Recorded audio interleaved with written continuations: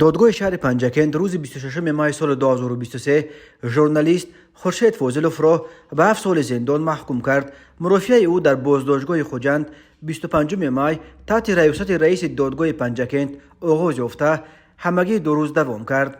دادگاه خورشید فوزلوف را در همکاری با سازمان‌های ممنوع گناهکار شناخت. خود او و نزدیکانش این را رد می‌کنند. سازمان‌های بین المللی نیز پرونده فوزلوف را انتخاب مقامات محلی برای مقاله‌های انتقادیش می‌شمارند و آزادی او را از مقامات تاجیکستان طلب دارند. خورشید فوزلوف روز 6 مارس سال 2023 از جانب کارمندان شعبه کمیته امنیت ملی در شهر پنجکند دستگیر شد. ابتدا او با جرم گویا اطاعت نکردن به امر کارمندان امنیت به 5 شبانه روز حبس مأموری محکوم شد و سپس با اتهام همکاری با سازمان‌های ممنوع به ضدش پرونده جنایتی گشوده او را به بازداشتگاه خوجند فرستادند.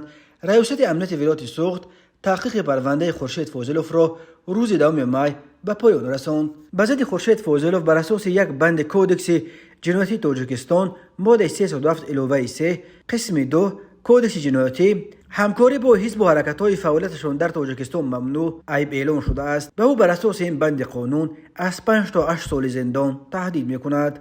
در یک سال آخر خورشید فوزلوف علیه پنجمین ژورنالیست تاجیک است که با اتهام شبه‌آوری همکاری با سازمان‌های ممنوع به پس پنجره کشیده می‌شود.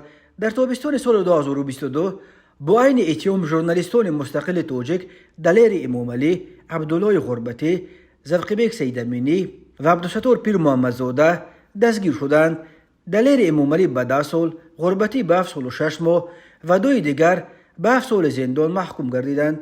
حامیان حقوق پرونده های ضد این 5 خبرنگار تاجیک و همچنین حکمای طولانی ژورنالیستان و بلاگرهای زاده بدخشان را 3 و انتقام برای فعالیت کسبی ژورنالیستی و بلاگریشان میدانند و آزادی آنها را طلب دارند. از جمله 5 سازمان بین المللی حامی حقوق روز 24 مارس در اظهارات مشترک خود این موردها را بخشی از سرکوب دیگراندیشی در تاجیکستان عنوان کرده از حکومت تاجیکستان طلب کردند که ژورنالیست و حامی حقوق خورشید فوزلوف را بلافاصله آزاد و تعقیب ژورنالیستیک مستقل را بحث کنند.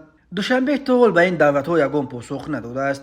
تاجیکستان امسال در رده‌بندی جهانی آزادی مطبوعات از جمله به دلیل حبس ژورنالیستان و بلاگرها باز یک زینه پایان‌تر رفت و در بین 180 کشور در زینه 151 قرار گرفت.